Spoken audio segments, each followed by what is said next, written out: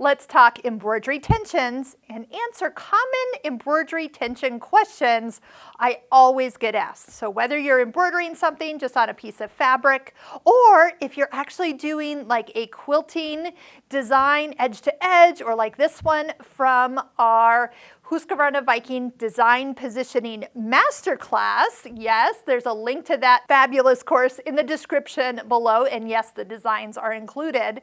We talk a lot about tension in this course because we often want the back to look as good as the front. Well, that's different tension than if you're just doing regular stitch outs, regular designs on garments, fabric, things that you might sew into pillows or home decor items. Hi, I'm Sarah from sewingmastery.com, and we're doing tons of free video tutorials on the Husqvarna Viking Designer Epic 3. And we just did an entire video of how to embroider a design from start to finish. So how to pull up a design, how to add some letters, how to hoop the fabric, how to get it all on the machine, stitched out, and so forth. Here I want to talk a little bit more about tension. So when you're stitching, normally I have just a traditional white bobbin in the machine. When we have a white bobbin and white stabilizer, honestly, it's a little hard to see, but I'm going to show you what we're looking for good quality tension. So on your machine, when we're in the stitch out progress area, we can open this up and find a thread portioning area. So I know that's a little different term than thread tension or embroidery tension, but proportioning is the term of what you're going to look at. Normal embroidery is set for 50. Okay, so just use that number as a place to start. When we have the machine set up for embroidery, internally it automatically takes the top tension and reduces it down to a smaller amount so that the bobbin thread can pull it to the back side, because you never want to see any bobbin thread coming to the top of your fabric. So for example, if I'm stitching along and I'm noticing I'm getting a little kind of white halo to my little light blue edge here, I know that something is pulling my thread to the top. Maybe I have something where it is wrapped around something. Maybe I should check the thread path and make sure nothing has gotten caught in and around my spool. That would definitely want to pull it up because it's tighter on the top. But over time, things do loosen up. So if you're not having your machine service on your regular annual time frame, things can find themselves becoming looser. And one of the common things people run into is that when they embroider, that their bobbin thread has inched its way to the top of their fabric. And so to change that, even if it's something that's just because maybe the type of thread you're using, which is so different than what's in your bobbin, which it usually is because bobbin thread is thinner, if you're seeing it come to the top, what I want you to do is just come over to the thread portioning and drop it down 1 or 2 touches. It's going to change by 5 numbers. So if it was at 50, it came down to 45, then it's going to come down to 40. Sometimes if I'm really noticing it a lot, I'll just come down to 35 and just see if that helps. If it doesn't, nothing's changed. Now I need to start looking at a few other things. Maybe when was the last time I changed my needle? And also, when was the last time I got down underneath my throat plate and cleaned out in the bobbin area? All those things can affect how bobbin tension acts.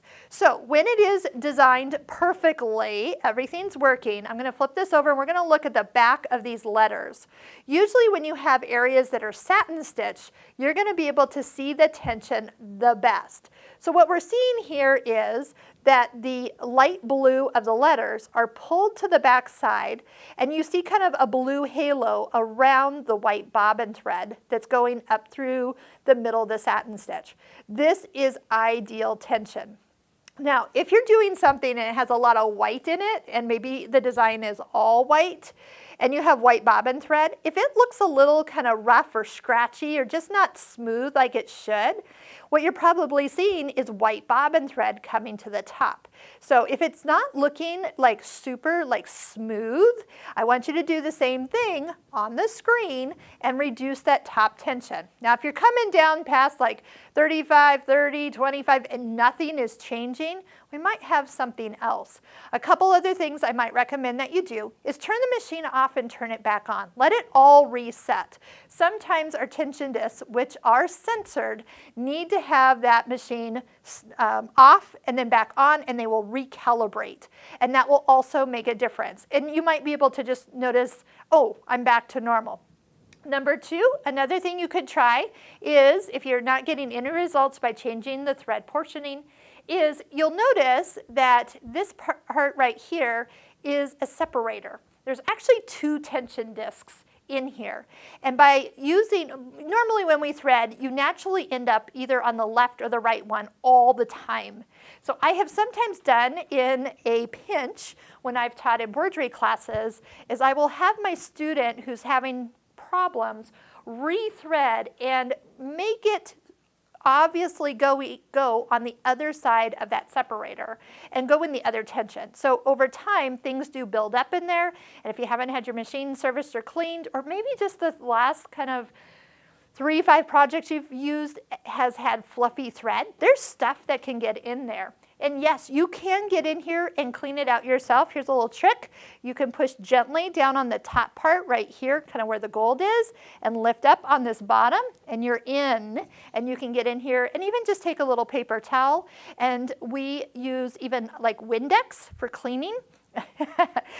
Funny story, if you've ever watched the movie My Fat Greek Wedding, you know why I chuckle when I say Windex. And if you haven't had the pleasure of watching that movie, it is a wonderful, beautiful chick flick, and it's worth watching. So, and you'll get the Windex reference after watching it.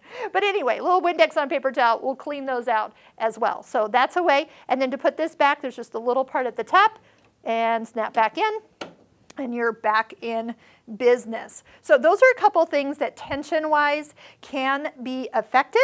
I also am going to recommend, if you're not plugged in to a battery backup, that you need to do that. That helps with keep like power levels level. And if it's in the summertime when you're embroidering, you will find like your air conditioner can actually draw power away from your machine and kind of make the tensions not work as well. And that turning off and turning back on is why that reset actually helps. But if you're plugged into a battery backup, that can actually solve all of this problems from starting. So if that was part of that issue. All right, so if you're working on quilts, so I mentioned about our Design Positioning Masterclass. You get to hoop this 20 times to get perfectly mastering all those wonderful placements. And now with the scanning feature on this machine, it is absolutely fabulous. But remember when I mentioned that the thread tension is normally looser on the top and tighter on the bobbin when you do embroidery, when you want it to be just as pretty on the back as the front, you will actually increase your tension. So let's just put it back to 50. That would be where it would start out. And if we're doing kind of through batting, and you're going to see both sides, you can start to increase it up to, say, 55, 60, or even 65. A lot of times you're putting a traditional embroidery thread in your bobbin, so the same thread is downstairs as it is upstairs. And so what you're doing is compensating, making it tighter so it pulls in. A good looking quilting stitch means that you can't tell if I stitched from this side or this side. So when you balance it out, and we always tell people to do test samples and get it dialed in, you will definitely find when you have mastered quilting with your embroidery machine when the tension is perfect. Do keep in mind that any tension that you change on screen, as soon as you turn off the machine and turn it back on, it does reset. So maybe leave yourself a little sticky note. So if you're doing this project over a couple days, or you find that you're just always having to reduce the tension for your machine currently, leave yourself a little note to reduce the tension each time you start embroidering for the day.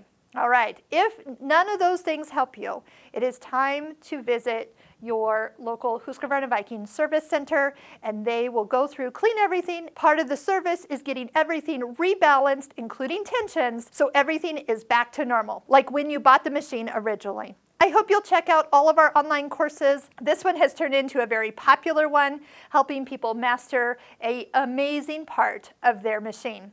Those links are in the description below. We ask you to also click like on any video that you're watching. That's your way of saying thank you for the free information. And don't forget to subscribe to our YouTube channel. Happy sewing!